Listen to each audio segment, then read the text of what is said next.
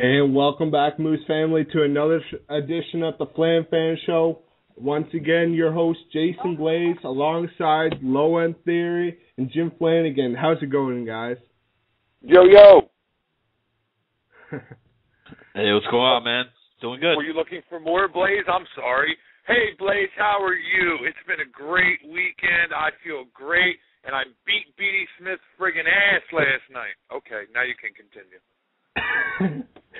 Yeah, today's show, we got jam-packed show. We got to go over the games that happened on Thursday night there. Unfortunately, there was no FlanFan on Friday there, so we got some serious business to talk about.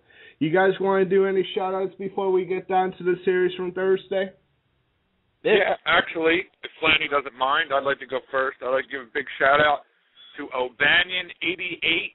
I had to use a waiver last night. He stepped in at left D. Helped us get the win in Game 1. I would have loved to have used them for more, but my guy showed up, and I think the rules state you got to use your roster guys before the waiver. But big shout-out to O'Bannon, great player. Somebody's going to pick him up real soon.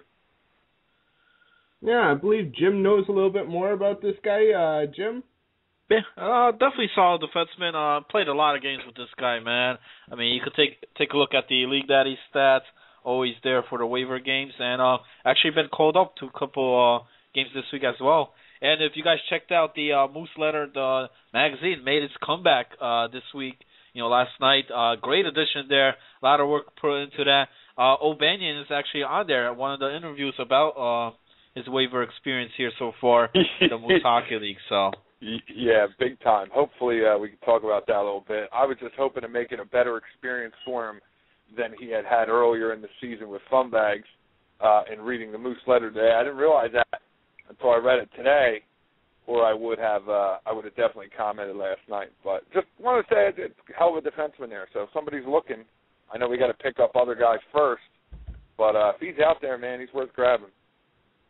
Okay. Yeah, for sure. You guys talk about Banyan there. I think he played in one of these games on Thursday there for Damage Incorporated. They took on the Two-Line Tweakers on Thursday. They lost the series. They lost the first game 3-2 in overtime, won the second game 4-2, and then lost the third game 6-5 here. And I believe O'Banion played the third game due to the defenseman having to go to the VHL, and the goalie the goalie there, myself, had a power outage. So O'Banion got to play here, and he got one assist in this game, and that's not bad for a waiver considering. But unfortunately, he didn't get the win there, and neither did Damage Incorporated, who desperately need this. No, absolutely. It's the AHL starting teams are starting to separate themselves now that we got some games in. He scored for us on a big one-timer, so I was happy to have that. And I got to tell you, he played sound defensively. We didn't have to talk to him, but back to Damage, looking at the standings right now, teams, like I said, are starting to separate themselves. Raging Fornicators, Cloudy's been out in front pretty much the whole year, just proving that you can have a 1,200-man roster and still win, keep everybody happy. Damage Incorporated really, really could have used the win. They're 5-9-1 on the season, looking at it now, and now's the time to make your move in the AHL, or you're going to get left behind. So, yeah, every game's important now, especially with all the reschedules. Lanny? Well, heading into the series, we finally saw Damage Inc.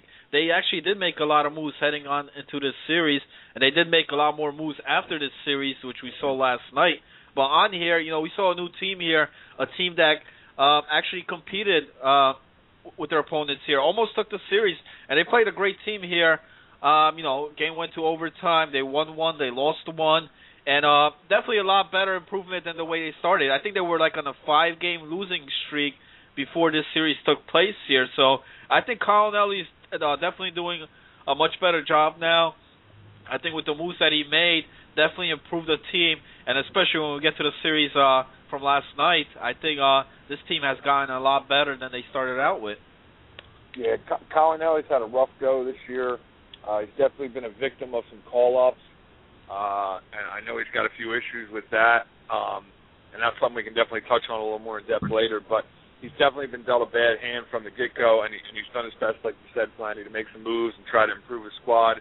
And maybe now they can finally get the same guys on the ice and start to build some chemistry and kind of make a late run. I mean, looking at his division, he's in the same division as Sesame Street Nightmare and Cloudy. So he's got an uphill battle, but maybe if they make a run, they can come into the playoffs as maybe a 7 or an 8 and then make some noise, maybe an upset. Yeah. I mean, there's still time, man. There's still a lot of time to do so. I don't see why not, man. So we'll see what happens. Yeah, anything can happen. What else you got, Blaze? All right, another series that happened again on Thursday night was... You going to Thursday? Yeah. Oh, man. All right, we'll might need like these quick. we might need like 2 hours today, man. Go ahead. Miss McGill's taking on the Devil's Rejects here, and again, Devil's Rejects struggling throughout the series here. They did manage to get the one win there, but they still lost the series. McGill takes it 4-0 the first game, 7-2 the second game, and then Devil's Rejects comes back and wins the third game, 5-3 here. King desperately needs to do some more trading. His new trades that he's done just doesn't cut it. It hasn't been helping his team. And I think there's been a revolving door on defense and goaltending there.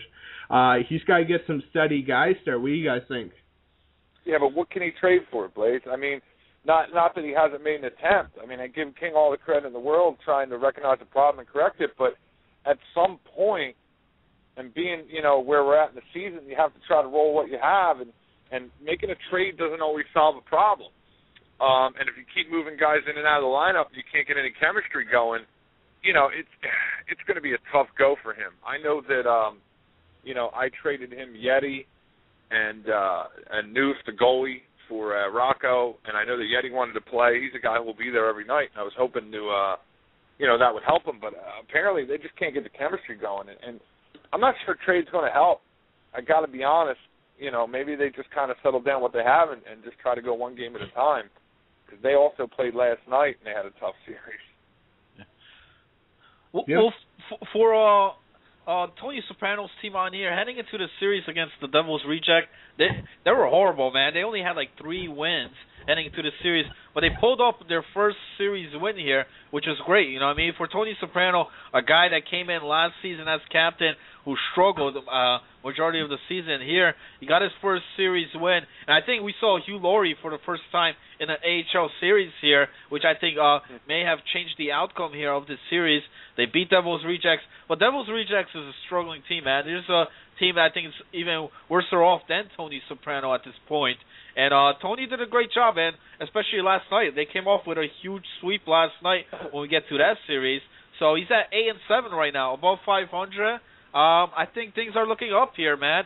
They've won, I believe, like their last 6 out of 7 games. So I got to give it to Tony Soprano here. Definitely doing a lot better than he started, man, with just that 3 wins the other week, man.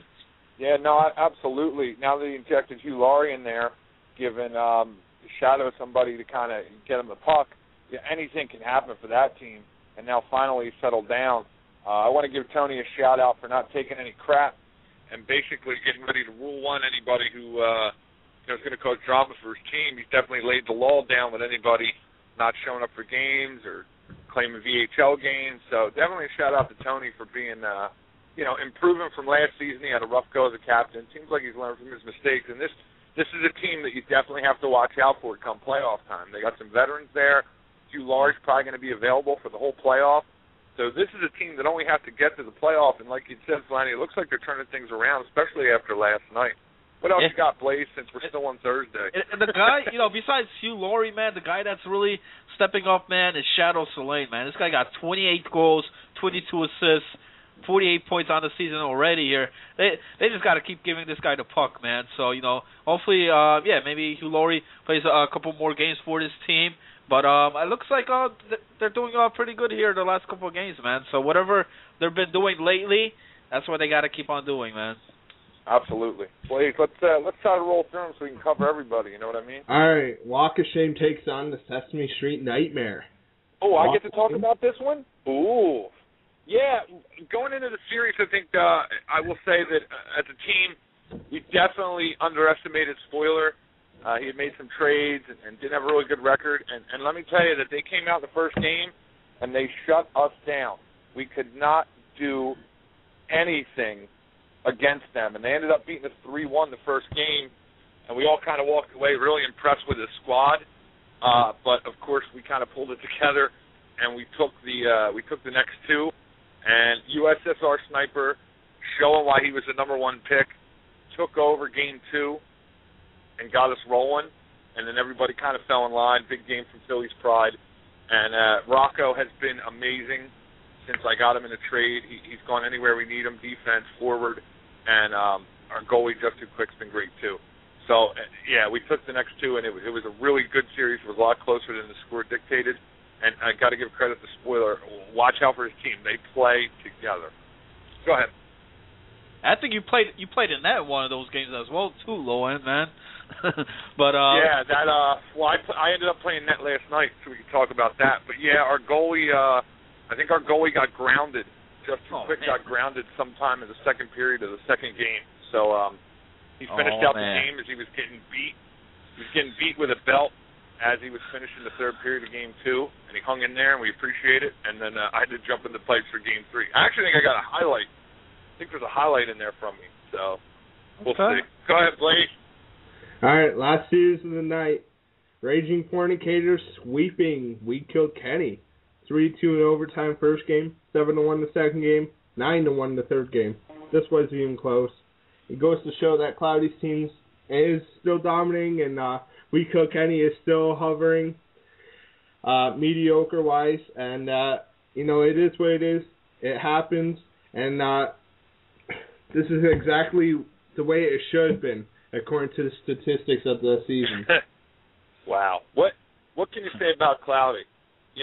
Listen, the Moose is split on their opinion of Cloudy. There are guys that like him and there are guys that don't. But listen, whether you like him or you don't, you have to give this guy credit for the team he's put together this year.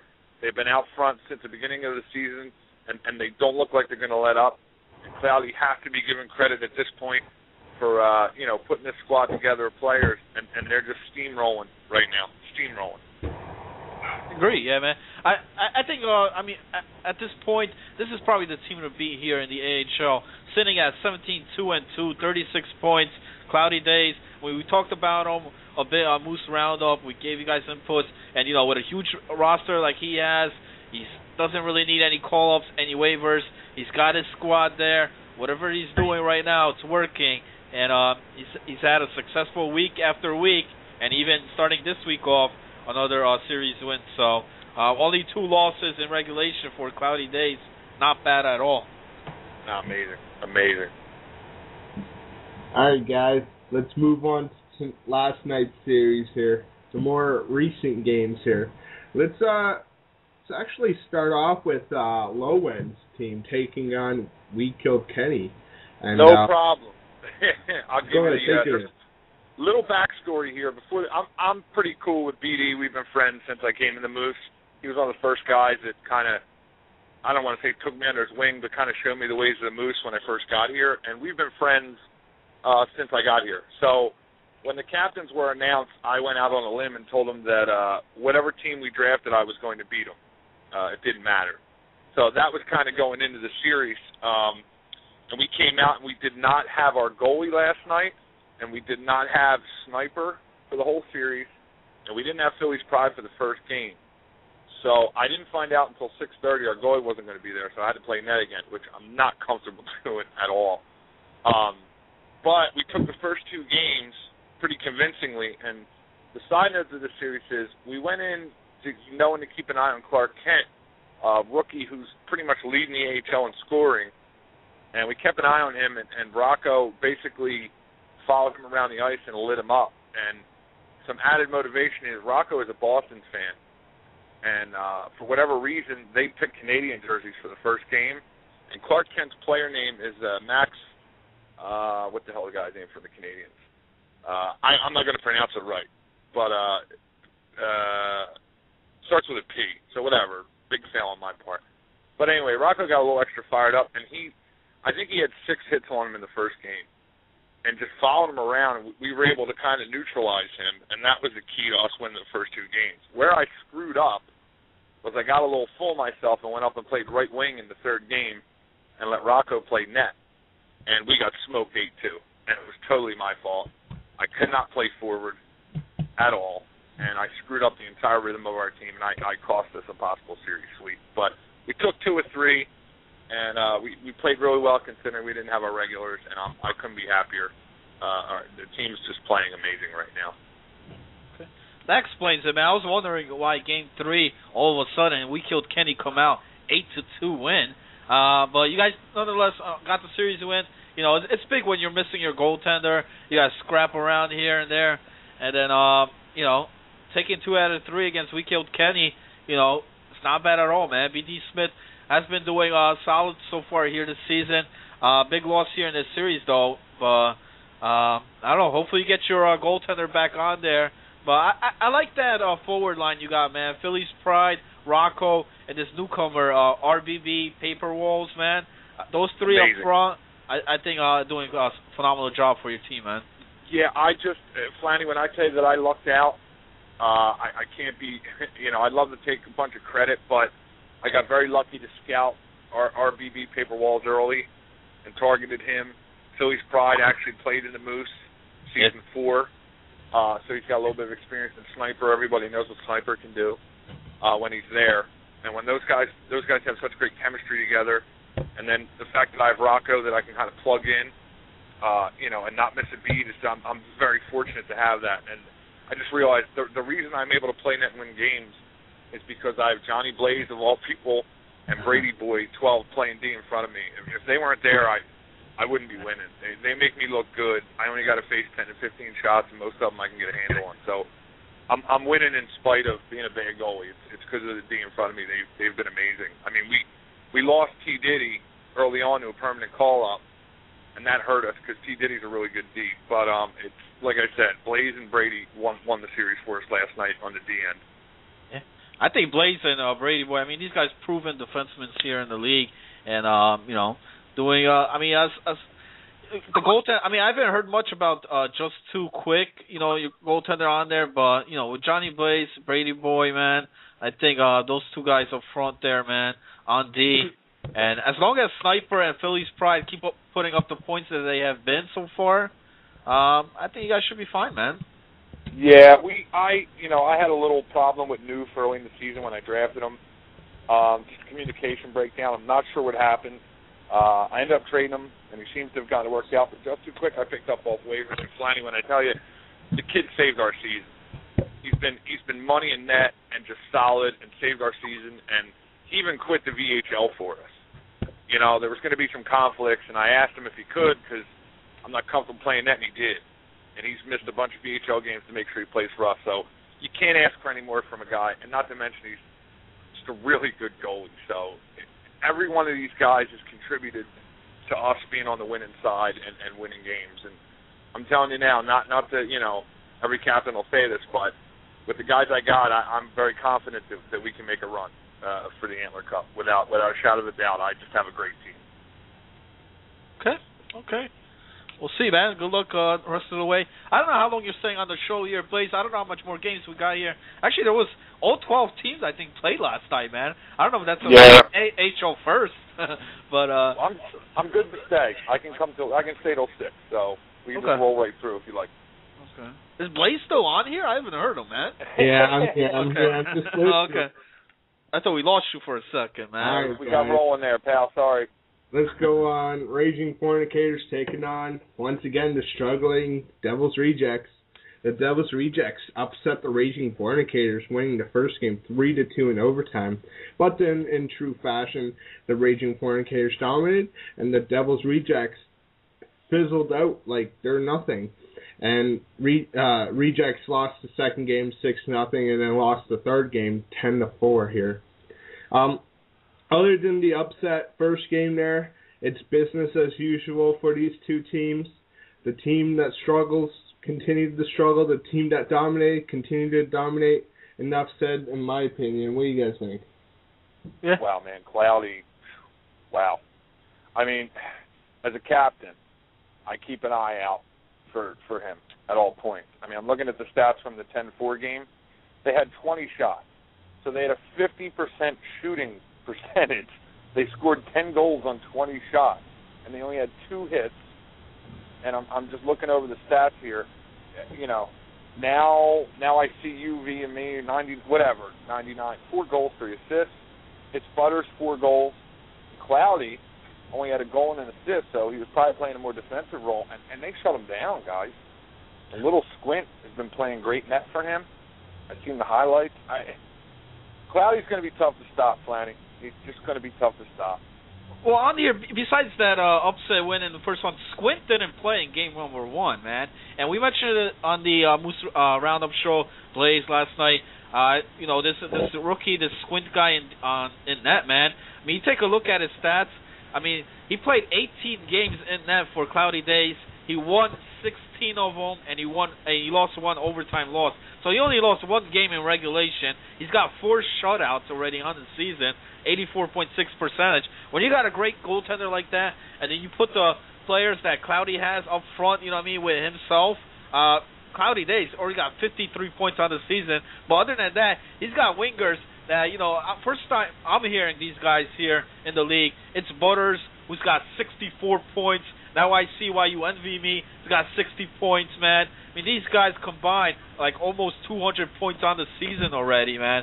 So you add that offense, and then you add a tremendous goaltender like Squint. That's why they're 17-2-2. Yeah, it's crazy. Listen, it's all been said about Cloudy. They might be on cruise control to the playoffs right now. They just might. Now, I know that they haven't played us yet. I don't know if they played Darn Initiative yet. So I'm curious to see when we play them how it turns out, and if we can kind of give them a little bit of a challenge. But I know that they played, I think they played Landa, and, Funback's had a good team, but he's got problems right now. So I'm curious to see when Cloudy plays some of the better teams in the league, just if they can dominate or if it'll be a little closer. That's all. Well, I'll give you a stat here. They're 10-0-1 their last 11 games, man. So whoever's got to play them next, man, watch out, man. I think Tony Soprano got them next. So yeah, I'm calling up the schedule right now to see when we play them to make sure I have my full team there. All right, guys, let's move on. Two-Line Tweakers taking on Miss McGill's Tea Party. Again, Tea Party's on a roll here, and they sweep the Two-Line Tweakers. D-Mitch not having much success as of late. And, the first game 6-2, second game 5-4 in overtime, third game 6-2. All in favor of Tony Soprano's team. They needed this sweep to stay afloat there, and that's exactly what they got. Guys? Yeah, I mean, Tony Soprano doing his thing. Shadow Selene came up huge in this series here again. Taking a sweep over anybody is big, man. So, we mentioned, Tony Soprano now above 500. So, a guy that started off 4, man. Now he's above 500 with an 8-7 record. This was huge for his team to come out here and get the sweep. Not just a series win, but a sweep. Yeah, I think Tony turned it around. I definitely, in some of his posts and the things that he's saying in the captain's forums, I definitely think he knows exactly what he's trying to do. And, the more that he can get Hugh in there, obviously the better off they are. But, yeah, look out. Like I said, this could be a team that definitely surprises the rest of the way. Wade? Yo, sorry about that. Someone came over here. What was the question again? No, we're just moving on to the next series, my friend. Oh, okay, next series. And one thing on here, boys, we talked about Tony Soprano, that he played a lot of defense. In this series, I seen him playing up front, man. He played forward. Maybe he listened to us, man. He played forward, and Shadow Selene, put up tremendous numbers in this series here. They got the series win. So I don't know if Tony Soprano's doing that change, man, to play full-time forward instead of on D. He did so last night, and it worked. So maybe that's a sign. I don't know. Could be. I know that Soprano doesn't have a problem going back on D to open up the ice for guys he thinks are going to be better forwards. So we'll see. I know he's got a guy like 37 in a row. Unless I don't know what his draft sign-up sheet was, unless he's playing forward this season, because he is playing forward for Tony Soprano here. But that's a solid defenseman right there. 37 in a row. So I don't know. I don't know the situation on there. He's got Lazy Monday in that, which is tremendous. But it just feels like Shadow Soleil's got a lot on his shoulders here on this team, especially when he's missing a couple of guys, man. Like Hugh Laurie's not there. Because he's putting up the numbers, man. But you can't have one man. One man can't win you everything. Yeah, no, I know that 37 wanted to play offense exclusively this year. Okay. I think that's one of the reasons why he dropped out of the MHL and was only a rights player, not a full player. And this will be his first season, I believe, playing offense. So I don't even know if he has any games on defense on the sign-up sheet, Flanny. Oh, okay, that explains it, man. Yeah, just like Scribs McNasty is playing forward now instead of D this year. So, there's a few guys that did that. Go ahead, Blade. Move on.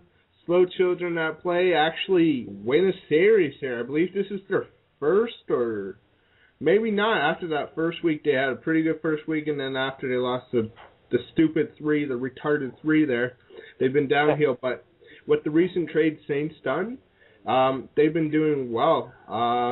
They won the series here. They lost the first game 6-5 to Sesame Street Nightmare. But then they come back and win the second and third game 7-1 and 10-7 here. Do you think the trades is what turned this series around, or do you think it's just Sesame Street struggling here? Tough to say. I mean, Saint had a rough go there with the guys getting canned. That kind of hurt him. The whole diving episode. I think he had 2 or 3 of those guys that ended up getting Rule 1. But it seems like he's very quickly did a few moves and solidified his team. And it's got to be really encouraging to come out after those deals and get a serious win here. And, maybe they're on the way to recovery here. Yeah. I mean, when you get a guy like B. Kimba, who got traded, which I couldn't believe he did, man. He got switched, and Saint was able to pick him up. That was like a big lifesaver for this team, man. The Slow Children was going down, man. I mean, these guys, this ship was sinking real quick. And good for him here, coming up with getting the big series win here against little spoiler here, the Sesame Street. But we'll see. I don't know. I got to see more of this team, because a little spoiler right now, the Sesame Street ain't looking good at all, man. And this is a team that has cloudy days in the same division. So, it just sucks for the Sesame Street Nightmare. But for Saint, man, hopefully could turn it around here and start getting some games, some wins here, as he did in week number 1, man, because week 2 was just a total nightmare for these guys. Yeah, it surprised me finally, because like I said, Spoiler gave us such a good series Sunday night. Like, it was never out of hand. They were always in the game, so I'm not sure if maybe I got to look at who played, maybe there was different combinations, but either that or Saints team just putting it together, man. Could be one or the other. Tough to say. They just, they gave up so much goals, man. I mean, you look at that, it's like over 20 goals. I think like 23 goals in total. You can't do that, man, against anybody.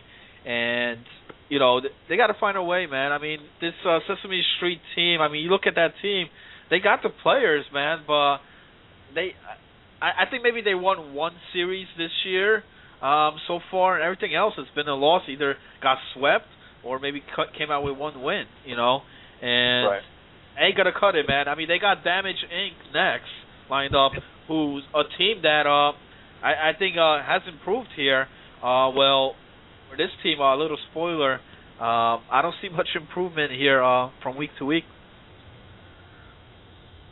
Yeah, we'll see. Blaze, what else we got, pal? All right. The much improved, like Jim Flanagan said, Damage Incorporated taking on Noose on Mice here. This is a battle of a struggling team versus a pretty good team here. Big Noose came in 8-1-1.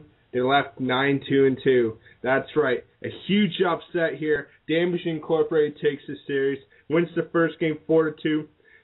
Noose on Mice comes back, wins second game 8-2, and then Damage Incorporated winning their first series here in overtime, game number 3, 5-4 here. The true story, because I played this series here, would be Fallen Warrior. He played phenomenal. He hasn't been playing this great all season long, and now he's actually stepping up. Interesting side note, Raven, a regular starting right wing for Damage Incorporated, was not there. That could have impacted Fallen. Also, another note is Chaos Samurai from Damage Incorporated got called up permanently, and Shadow Demon got sent down. That could have been another factor here, but either way, huge upset series win here for Damage Incorporated. What do you guys got to say about this? Yeah, I mean, I have to think that Chaos is a little. I don't want to crap on Shadow Demon, but I heard, from him. I heard about him through Legion when he had his brief time in the MHL. The Legion had called him up temporarily, and I know that Chaos is pretty solid. So it's tough to say how that'll affect him, but I know that Shadow Demon's a pretty solid forward, a little on the dangle side. So, as long as he gets good coaching there, he can make an impact. What do you think, Flanny? I think so, man. I think he did last night. Besides Game 2 where they got blown out 8-2, I don't know how that happened. Blaze must have been sleeping in that one. But they came out, won the other two. I think Fallen Warrior did a tremendous job, especially Game 3. I think he got him into overtime and then ended up getting the overtime winner in that 5-4 final. So, great job here for Colonelli, turning things around. I think it's a much better team than they started out. I mean, they were 3-1. Right now they're 5-9-1, which ain't too bad, man. And you gotta look out here. Damage Inc. already played the Raging Fornicators 6 games. They already played them twice, man, 2 series.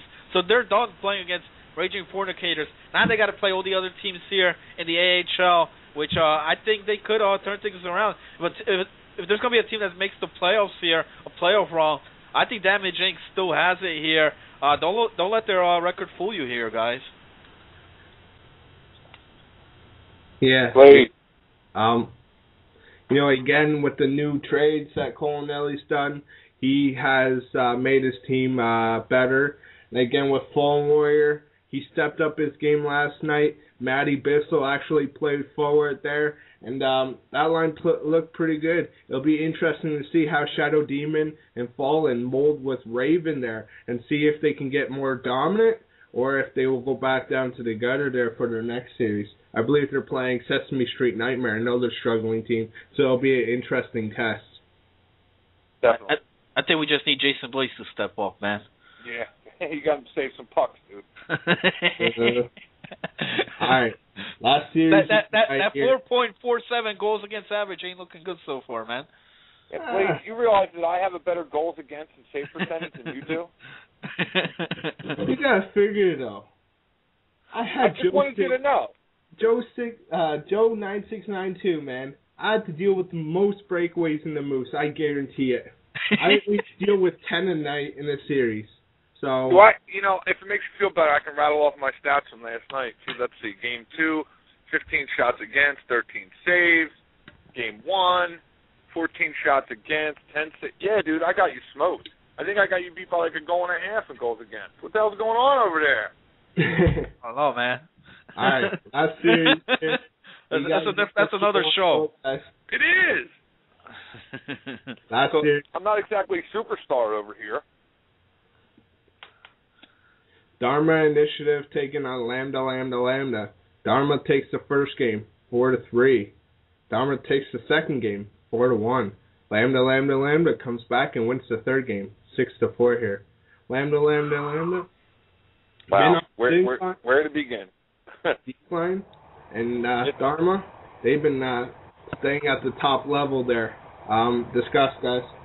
Yeah, I mean, Funbag's been having some problems with team chemistry. I've heard rumors of infighting during games in the locker room. If you read the O'Banion interview and the Moose letter, he alluded to another defenseman ripping him the entire game. Bikemba kind of going off, so I think that's where the Bikemba trade happened. It seems like there's a lot of dissension, and I really don't get it because Funbags is one of the most fun guys to play for in the entire league. So while Lambda got off to a really hot start, it seems like they're having some problems there and they can't get it together. And then they run into Joe Stowe's team, Dharma Initiative, which is just a solid squad, and they pay the price. Now, granted, they salvaged one game but it looked like Storm Initiative was in control the entire series. Low scoring, but still, I mean, Funbags is having some problems there. He's got to pull his team together and get back on the winning track. What do you think, Blanny? Yeah, I mean, great start.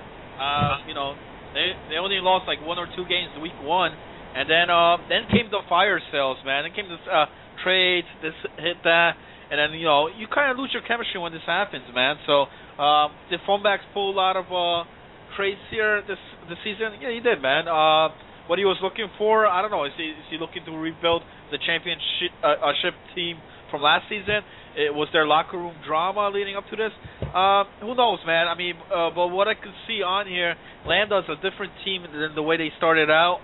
You know, they're still on top of their division, man. So they're still doing good in that Western Conference. But, you know, if they keep playing like this, man, a lot of these other teams are going to start coming up on them.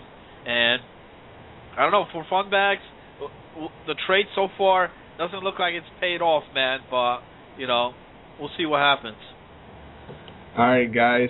Special notes before we take a brief break and go to the MHL. I alluded to it earlier. Shadow Demon down. Chaos up. There's a call up there. Also a trade between King of the 412. I believe it's B.D. Smith. Can't confirm that. King trades Jai Long and Crazy Bad, and in return he gets Killer Cookie, Zelo, and Chicken Wing. And one more thing, I believe it was Saints team there. He shit-canned Bottrell, the same goalie that had a problem with King of the 412 there. You guys want to say anything about those before we hit the break there? Good riddance. I don't want to give them any more airtime than they need. Yeah, man. All right, guys. Well, we'll be right back after the break for the MHL portion here. Thank God they didn't have as much games as the AHL there, but we'll be starting with the series on Thursday night. We'll be backstage. All right, Moose family, we're back for the MHL portion of the FlanFan show. We're starting off with the series that happened on Thursday night here, and it looks like there's only 2 series and 2/3 of a series that happened here. They got the 2/3 of the series here. It was Never Say Never, a.k.a. Charlie Brown Christmas, taking on the Gradius Amounts of Energy here. And the Energy wins the first game 3-2 in overtime and wins the second game 4-3 here. That's already a series win. I'm not sure if they played the other game here, but They did. you know, a series win in just 2 games here. That's not bad for these guys. What do you guys think? They actually played 5 that night, man. Yeah, they played 5. Oh, shit. My bad, guys. My bad. Those were 2 makeups from that other series, and then, you know, because they only played 1 game that Xbox fail day. Yeah, and then fail. they ended up playing 5 games that night, man. So. All right. Well, that was the one series there for them. The second part of that series, I guess, is Never Say Never taking the first game 1-0.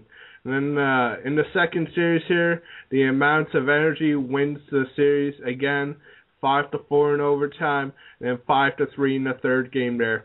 Looks like Energy won both series here. They didn't get the sweep in their second series of the night, but you know, in 2 series, 4 wins out of 5 there. That's not bad in one night. What do you guys think? No, that's the way to go. I mean, Gratuitous Amounts of Energy. That's Jaworski, if I remember correctly, and obviously he's coming off a cup win, so you know that team's going to be solid. And then, you know, that night with the friggin' dashboard fail, everybody had problems. But one thing, I'll let Flanny talk more about the series, but the thing I don't understand is who changes their damn team name halfway through the season? That just makes no sense to me. You go in such planning and then you blow it like that, and then it changes to something corny. Yeah, man. Charlie Brown Christmas was the way to go. And Never Say Never, what are you, James Bond freak? This is a joke. What do you think, Flanny? Justin Bieber, by the way, but... This team is a goddamn joke, man. I didn't even want to mention this team on the radio show, man. I mean, you come in here, you got a team name, you know what I mean, you said, and then all of a sudden here, we're starting week number 3. I mean, this is like mid-season here. You're going to change your team name. I would understand if there was maybe a captain change or something, captain swap, guy dropped out or something. But here, you know, they just want to change the name. They want a new look. And guess what, man? The new look didn't work for these guys because I think it's even worse now, man. I mean, you look at their stats once we get to the games from last night. I mean, these guys, I think, lost like their last 7 games out of 8 games played, man. So the new name, the new logo, the new whatever, man, it ain't working. It's still the same team here. And I think Drift King and the team here has got a lot of problems. They came up against Jay Zamorski's team. And what more can you say about Jay-Z here, man? I mean, Jay-Z, cup winner last season, and looks like he built another good contending team here for this season. They're looking great, and they looked great against Drift there. You know, it was 2 former guys that were part of the Moose Cup Championship team there, and, you know, taking 4 games, man. I know a couple of them went to overtime. Yeah, that 1-0 win as well, but, you know, at the end of the day, man, it's wins and losses. That's what counts here, and energy finds a way to win. All right. The other series that happened is 2 struggling teams here. Another team that did change their name, but they didn't have an original name to begin with here. Moves like Yager taking on Smoking That Herbe. Yager wins the first game 6-1. Herbe retaliates and wins the second game 6-2. But then Yager, he moves so great, and he's so lovable to see on the ice there. He wins the third game 4-3 here. Again, 2 struggling teams. Good series win for Yager there and Ed the Pimp. And, yeah, what you guys got to say about that? You go ahead, Flanny. I think this was a great win here for Ed the Pimp, man. You know, they finally got a team name, which is good, and I think they've been playing good, man, ever since they got the name there. You know, struggled week 1, but he made some moves. He got Viva La Vida up front there, along with Mello and Slightly Lit. I like this team. I know they're or they like 500. I think they're like 6-6 or something. But I like this team, man. You know, they came out huge win here against M. Farrer, you know, Smoking That Herb. What more can you say here, man? I want to see how they go on here this week. They looked great ever since that trade and ever since they got a team name. So when you go make a name change or add a new team name, this is how you do it, man. Ed the Pimp showing you guys how. All right, newsflash, guys. This just in there. There's 2 suspensions handed out there. Legion and Hatemaker are suspended from the forums for 3 days for personal attacks on each other. You know, it is what it is. These guys are attacking each other on the forums here. And that just shows to you how responsible some of these captains are here. Not saying they're irresponsible. They might be fighting for a good cause here. But, you know, if you're going to fight, please don't do it in public and air your emo-ness in the forums. Some of us don't want to read that. Well, it just goes to show, McGill is 72. The disciplinarian this season is not messing around. Unlike the NFL and the NHL with Brendan Shanahan, you don't know if you're getting suspended, whether a hit was bad. You pretty much know the minute you hit send on one of them posts attacking somebody that you can expect to take a seat for a few days on a suspension. So I will say that McGill has been consistent all season so far in who's he suspended and why. Now, granted, it's not a surprise that Legion's involved. I mean, this guy is pretty much the bad boy of the Moose Hockey League. Now that Goofy's taken the season off, Legion feels like he's got to take up the mantle and be the guy going for the record of most suspensions in Moose history. It was actually a fairly tame affair on the boards in a totally unrelated thread, and it looked like it was about to get out of hand. And give McGill credit for saying, hey, listen, this is not the message that we want people seeing. So Legion and Hatemaker taking a few days off. Some guys just need to cool off, man. And, you know, some guys just don't change. You know, some guys always will be like the clowns, man, the bad guy, as you put it. And McGill stepping up here, man, the big stick. A lot of guys call him actually Mr. Grinch this season with Christmas around the corner. But, hey, man, you know, you act up, Magilla doesn't play games, man. So. All right, let's Absolutely. move on to last night's series here. I believe there was 5 series that happened. Let's start off with last night, man. Pardon me? It's a lot of hockey last night in both leagues, man. Yeah. Like 11 series and no sim losses, man. That's what you gotta like, man. Yeah. Worst kind of people taking on Second Nature.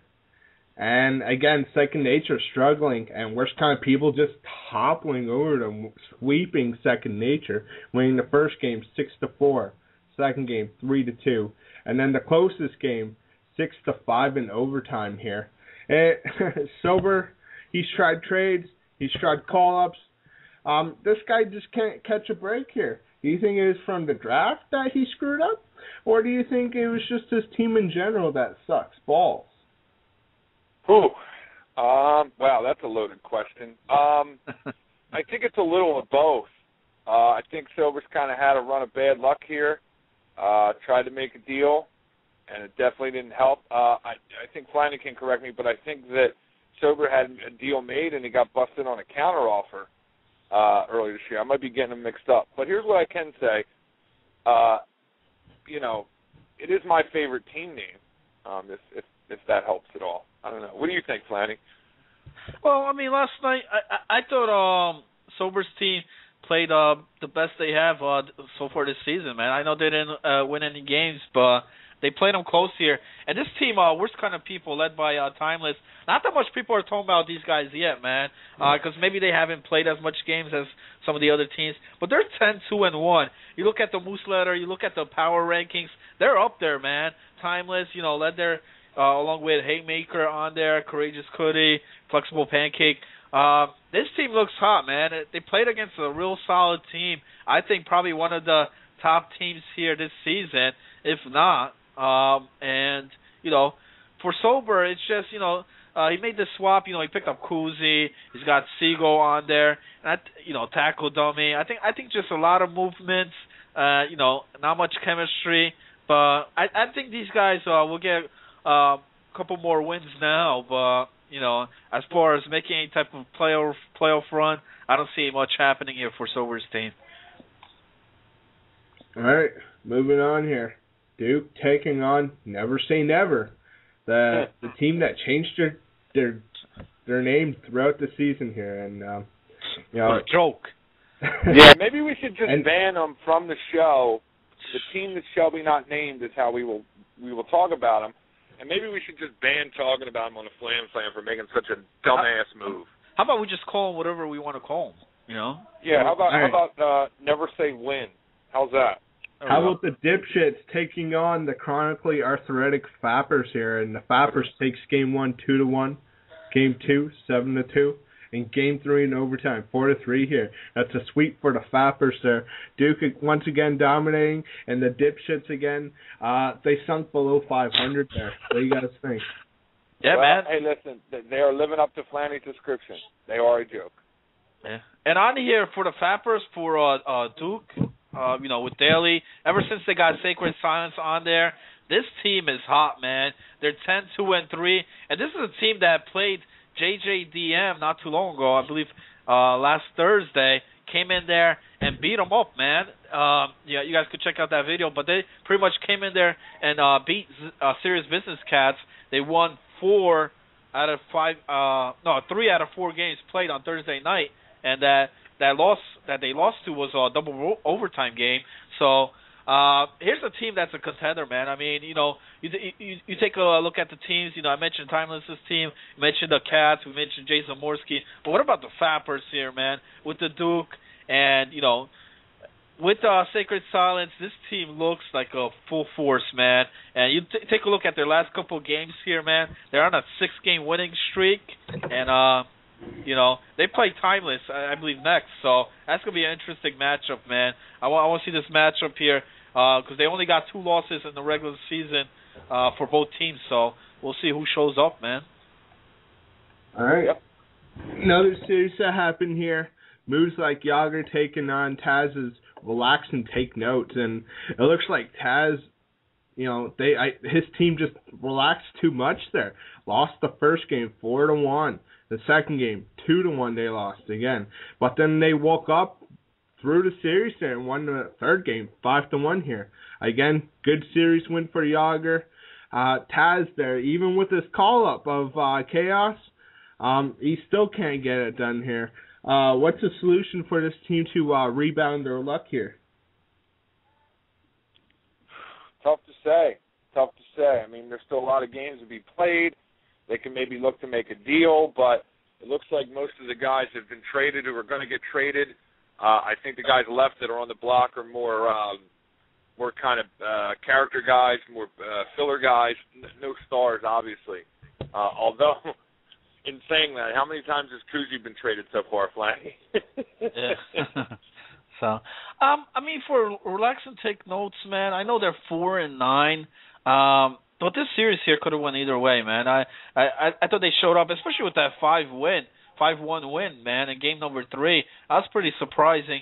I mean, you take a look, last week, here's the teams they played last week. They played the IR Fears' team. They played Jay Zamorsky, and they played JJDM, 3 hot teams here. They actually beat Jay Zamorsky's team last week. So, I mean, it was a tough schedule for these guys.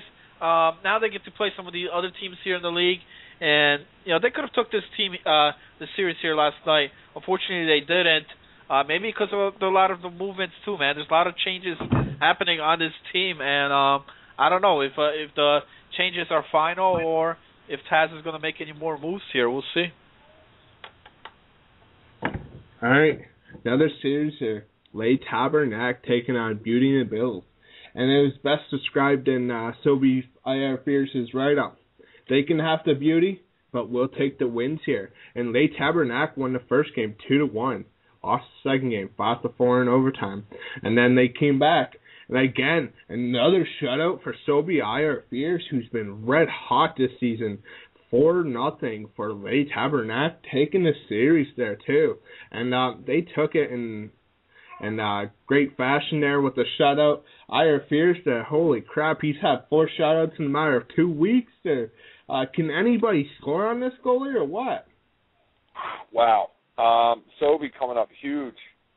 Just, refusing to give up anything, really. And, I don't know about you guys, but another team, Flanny, that nobody's talking about, these guys come in, and it's not an upset because they've been playing so well, but I'm sure a lot of people went with name recognition with Bills, who's a phenomenal goalie. I'm not sure if he's playing goalie or out this year, but this team has just been dead solid since the beginning of the season. Nobody's talking about him with their French name. Maybe that's why. Nobody likes French. I mean, they're already calling for the new Canadians coach to be fired because he doesn't speak French. Maybe that applies to the Moose now, too. If your team name is French, then nobody's going to give you any respect. But these guys have been dead solid since the beginning of the season, and they proved it again last night and taking 2 out of 3 from Bills, Flanny. Yeah, and they took 5 points there, man. So big 5 points against Beauty and Bill. And maybe people should be talking about this team. Because last week they went 8-1, man. 8-1. And you mentioned IR Fierce. I think this guy's doing phenomenal. I mean, this is probably one of his best seasons yet here in the Moose Hockey League. If you guys ever get to see this guy play, man, I know a series last week, man. This guy put in 2 shutouts. He faced like 25 shots in one of those games. And this guy's the real deal, man. This guy's the real deal. When you got a guy like this and is your captain in between the pipes, man. And then NJ Ski stepped off big last night. I think he had hat tricks in 2 of the 3 games there. I like these French guys, man. They not so bad for Beauty and the Bill, man. For this team, they started off hot, man. But I think they were like 5-0 or something, man. It would start off the season, but then they lost to Legion's team, they lost to Timeless's team, they lost last night to NJ Ski and IR Fears. Ever since they lost to Legion's team, Bill's first time captain here at MHL. 7-5-1 right now, but not looking good after that big tremendous start. Yeah, and with their first round pick there, do you think that's a big mistake now? Looking at what you know now, would you have picked him first overall? Still, I don't know. I mean, me personally, no. But from what I hear, Bill's 39 and Herg's got good chemistry, so I think that's why he went for that. Should he have been a number one pick? I don't think I think there was a lot guys better in the draft pool, but for Bill's 39, that was his best option. He believes so. I know last night, though, in that series, they were missing a forward. They actually used 37 in a row, played forward as a fill-in there. So had they had all their three guys on, maybe it would have been a different series. So. All right. Last series of last night there, and serious business, Cats taking on Syndrome of the Down, and it looks like Legion has Down syndrome or whatever, or maybe that suspension from the forums there made him so bored he fell asleep for this series here. Business Cats sweeping here, winning the first game 3-0, second game 3-1, and the third game 7-3 here. Do you think Legion's going to be panicking about this? Because he's done trades, and every time he's done a trade there, it seems to backfire on him. What do you guys think? Oh, wow. I don't know who he's got left to trade. He's redone his team 3 times already, and the season's not even half over. I mean, you want to talk about the epitome of hitting the button. This is a guy claiming that his team had chemistry issues. I don't think the team he drafted played more than a series together. Trying to come out of net here, which was actually a smart move on his part. Not playing net. I'm calling up the stats here. I want to see who ended up playing net for him. It's, not working out too well for him. Not working out too well at all. And, Serious Cats, listen, that's another veteran here. That's JJ's team, who was in it for the Cup last year also. So you can't mess around too much. Oh, My Little Pony. Starred the MAHL last year. Not faring very well in his call-up to the big league. But you look at the stats here, spread out scoring from JJ. Plus, he's got Cam on that team, and Cam's just a friggin' stud. So, all right, guys. We actually have a caller here. I'm going to bring him on the air. Hello, caller. Who is this caller? This is NJ Ski. How's it going, guys? Hey, Ski. What's on your mind, Ski? Nah, I mean, nothing really. Just want to, praise our team for our last night's win, especially Sylvia our Fears. Interesting fact about the series. In the Game 2 series, Game 2 of the series, Sylvia our Fears let in one of the worst goals you ever see. I heard, man. Was it like over the red shot on the red line? Yeah, flipped up on the red line, goes over the goalie, and he got really pissed off. He got pissed off. And then when he stunt, man. Yeah. But what he said to us after that is you know what, I'm pissed off, I'm going to get a shutout, and that's what happened in the third game. He got us that shutout. So, wow. I mean, got to praise Philly IR Fears for stepping up and four shutouts there this season. I mean, I look at your schedule. There's been a lot of games where I think Sobi Fears won you guys the game. I'm pretty much, won the game straight out, man, being in net there, especially against, I believe when you guys played Yager, when you guys played the Pimps team.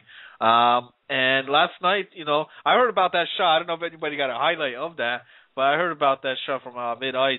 So no goalie wants that to happen to him, and it happened there, but he still got the shutout the following game. So good way to step up there. Oh, yeah, definitely. After the second game, when we were down 4-2 with 25 seconds, and then, scored 2 goals, and just to lose like that, it's a big killer. But you just got to keep your head up and then play the next game. And we felt we were, the better team, and it proved that we were. Yeah. I mean, I like your team on here. The only thing that scares me this season about the French team here, you guys got JJDM and the Duke in the same division, where you guys play these guys twice this season. Do you see that as a disadvantage for you guys, or advantage maybe playing these guys come playoff time? You guys will be ready, man.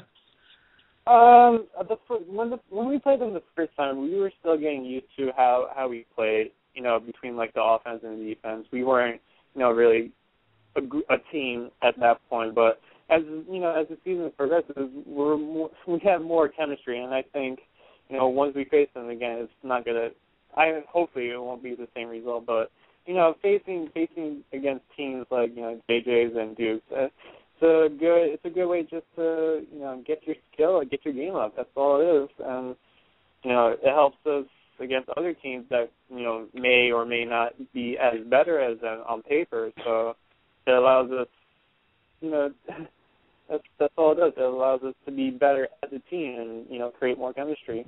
I mean, we help each other, like especially if we are, if we make a mistake, we'll point it out. I mean, nobody's getting yell or do all that stuff. But we, a lot of communication on that team, and it really proves to help us right now in this season. And hopefully, when we face these top teams, we're gonna prove them wrong that we're the better team. That's all. Hey, Ski, can you talk a little bit about your defense with Sobe Motion and BC Soft in front of Sobe Fire Fears? Oh, about them? They're pretty solid. I mean, yeah. How great is BC Soft, man? I mean, I know he won the Moose Cup with, he didn't get much recognition, I think, because Jason Morski, Drift King last season, the Disney on Ice. But I look at this guy's stats here, BC Soft. You mentioned Sobe Fierce, a solid goaltender, but you also got to have great defense in front of you. This guy's got 2 game-winning goals for you. I think one of them came in an overtime game, maybe even against JJ. He's got 18 points on the season. This guy, BC Soft, man, what do you think about him on defense, man? Good question there. He's a solid defenseman. I mean, he'll try, he picks his spots when to hit, when to poke, and if he makes a mistake, we'll just tell him just to stay back or do whatever, and he'll listen and he'll shut it down for the next game. Even if he has a bad game, he'll shut it down the next game. I mean, once he learns from his mistakes, then it's really tough to get right past him. Yeah. I mean, as a defenseman, I know we're talking a lot about Sobe and his awesome goaltending, but I definitely didn't want to go the entire conversation without giving a little credit to the defense in front of him, being a defenseman myself and all. Yeah. So I just wanted to kind of hear, I know BC Soft, his name doesn't get thrown around a lot, gets thrown around a lot and mentioned with some of the better defensemen in the league, and I just wanted to see why that was, if maybe you had some insight, Ski. That's why I asked the question.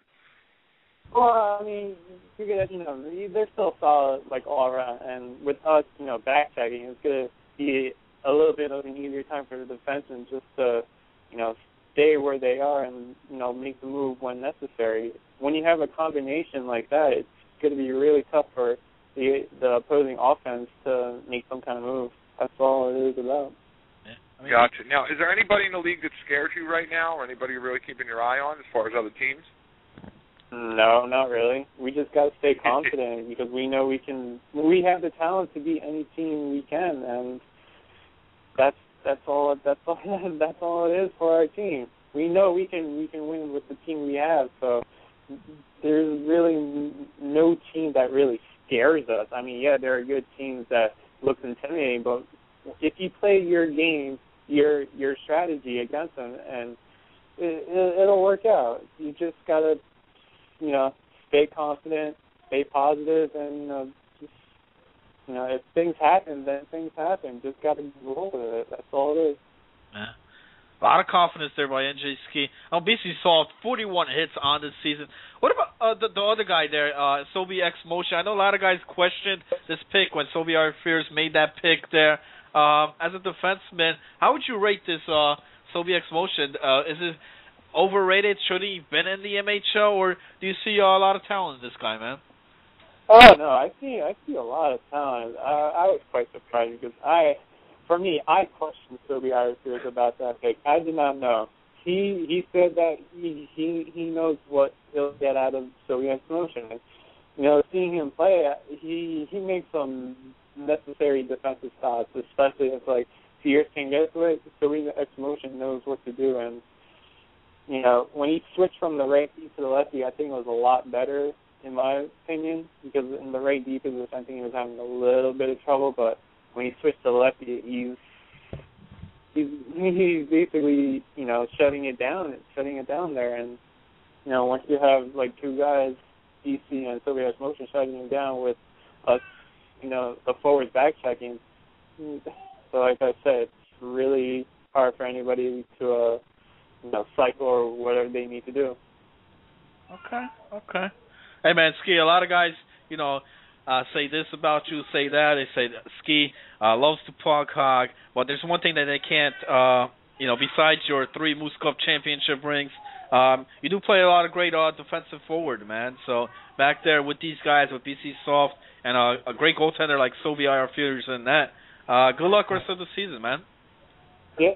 Thank you very much, Flanagan. Same with the low end of that. Jason Blaze nipple class. Oh, What's man. wrong with you, Jason Blaze? I had to throw up after I saw that. Man, don't ever do that again. We couldn't get the sensors up there in time, man. So no, definitely not. Unfortunately, I think that pretty much wraps it up here, man. I don't know. Maybe Blaze already rage quit the radio here, or is he still here? Or just didn't want to listen to no more of NJ Ski talk. Yeah, we're actually speaking English, so Blaze kind of lost track of it there. Okay. Well, yeah, I we can thought wrap Steve this was bad boy speaking up. French there. I don't know. Oh, God.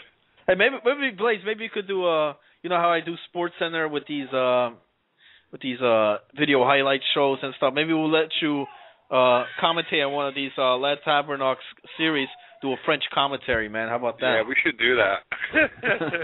Speaking of, let me put this out there. I know, Flatty, I told you an email. But I feel like the MAHL is not getting enough Sports Center love. So starting immediately, I'm going to edit up some clips and do some voiceovers. And if Flanny deems them worthy of airtime, hopefully you'll be seeing the MAHL highlights very soon. So you can stop emailing me and stop messaging me. I'm going to get it done for you jokers. Nice. Always appreciate the help, man. We'll see what happens. All right, guys. Flanny, you want to call out the top 10 voting crew while we're calling people out? Top 10. Hey, man, the top 10 voting crew are kind of pissed off this week, man. I'm trying to do my top 10. They haven't sent me the videos yet, man. So if you're wondering why isn't there a top 10 posted yet, I haven't gotten it yet, man. I'm ready to post it up, do my commentary, tell the guys to stop slacking off, man. Get it together. Or I might try start pushing some buttons, man. Start firing some of these guys, man. Hey, we'll do it right on the air. That'll, public embarrassment always gets the job done. And you know who I'm talking about, man. So we'll see what happens. Maybe I'll get some pick up the ball here. We'll see what happens, man. Well, we'll give it a shot, but I'm going to make sure the AHL gets some love, even though I got to do it myself. You got enough going on, Flanny. Somebody's got to help you out here. Hey, I can't believe you actually posted my nipple on the Moose Roundup. What happened there? Oh, man. You waited till the end of the show to bring that up? Wow. About that, Flanny, though. I'm waiting for my bathroom promo. Was that part of the roundup last night? I haven't watched it yet. No, that's gonna be at the next Sports Center. Like I said, I just need that to be done, and then that'll definitely be the next Sports Center that you see posted. We'll have that up there, man. I got my eye out for that one. I thoroughly enjoyed doing that one. Hey, remember, guys, nipple shots are trending moose wide. Oh boy. Maybe we'll get a team name next season with that, man. We better wrap it up. We're talking about Blaze's nipples. It's better than talking about Legion's hairy chest. Ugh. Oh, here we go. Oh man, I think that wraps it up, man. Yeah, that's our cue. Yeah, I'm getting out of here. Good night, everybody. Hey, big shout out to Walk of Shame. As always, got to give my team props. Every guy on there kicking ass and taking names. And Cloudy, we're coming for you, big boy. All right, guys. Well, that was our show today, guys. We'll try to be back tomorrow. Again, your host, Jason Blaze, alongside with NJ Ski and Jim Flanagan and Low End Theory. This has been the FlanFan signing out, guys. Night, guys.